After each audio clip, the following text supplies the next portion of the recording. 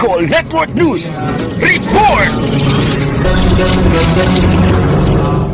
Inihayag ni Department of Environment and Natural Resources o DENR Bicol, Regional Executive Director Francisco E. Milia Jr., Career Executive Service Officer 3 na malaki ang gampanin ng pagsasagawa ng kapihan sa Bagong Pilipinas sa nalalapit na ikatlong State of the Nation Address o SONA ni Pangulong Ferdinand Bongbong Marcos Jr. Ito ang sinabi ni Red Milia sa sinagawang kapihan sa Bagong Pilipinas na inorganisa ng Philippine Information Agency sa pangunguna ni Regional Director Ramil Dudes Marianito. Dagdag pa nito na naibabahagi ng mas malalim ang mga proyekto at programa ng pamahalaan sa mga probinsya at syudad sa pamamagitan ng pagsasagawa ng kapihan sa Bagong Pilipinas. Di niya, isa niya itong aksyon ng pamahalaan bilang paghahanda sa nalalapit na SONA upang maipaabot sa mga kababayan ang mga nagawa, kasalukuyang ginagawa at mga gagawin pang proyekto ng programa ng mga ahansya ng gobyerno sa kanilang nasasakupan. Samantala, ang Bagong Pilipinas ay isang weekly forum na inilunsad